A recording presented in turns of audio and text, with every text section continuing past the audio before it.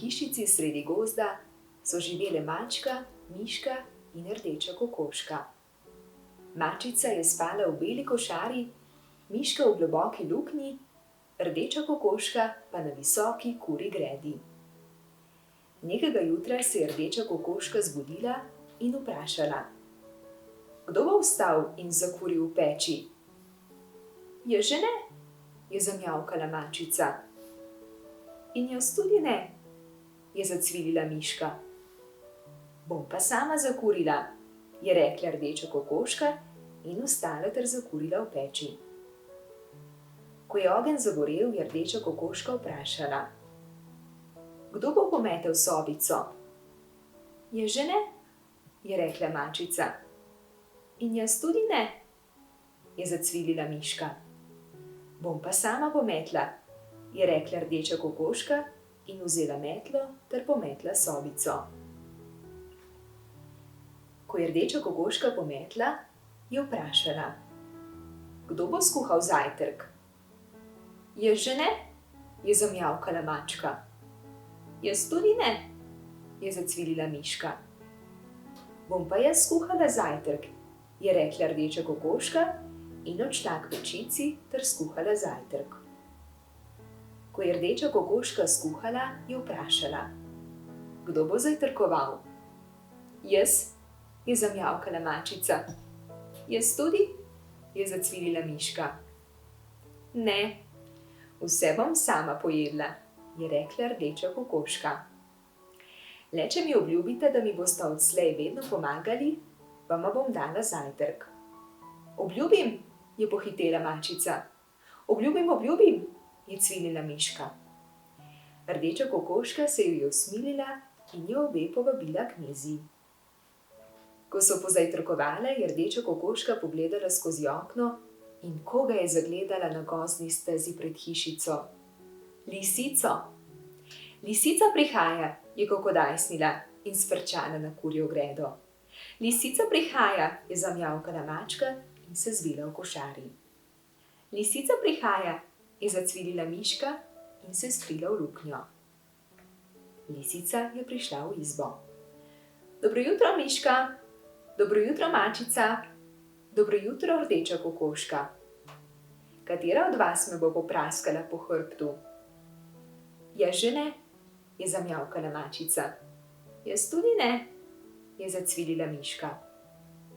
Te bom pa jaz popraskala, je rekla rdeča kokoška in je popraskala lisico.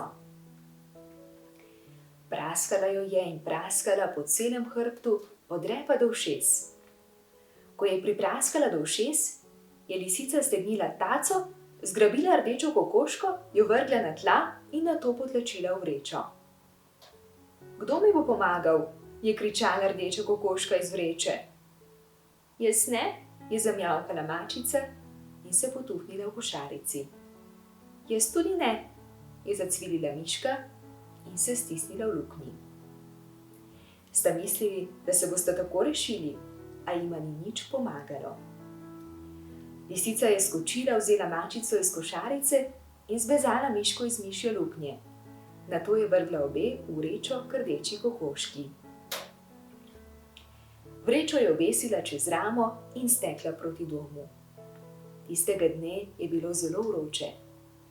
Lisica se je utrudila in vreča s kokoško, mačico in miško se je zazdela strašansko težka.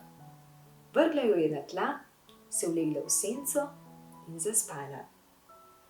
Komaj je lisica zaspala, je rdeča kokoška potegnila izpod perutnice škarje, iglo in nit ter vprašala: Kdo bo strigel škaricami? Jaz, je rekla mačka. Jaz tudi, je rekla miška. In tako so z vsemi močmi raztrgale vrečo ter skočile iz nje. Ko so bile zunaj, je vprašala rdeča kokoška: Kdo bo prinesel kamenja? Jaz, je rekla mačka. Jaz tudi, je rekla miška. In je prinesla vsaka po en kamen in vse tri so dale v vrečo. Ko so bili kamni v vreči, je vprašala kokoška: Kdo bo zašil vrečo? Jaz, je rekla mačica.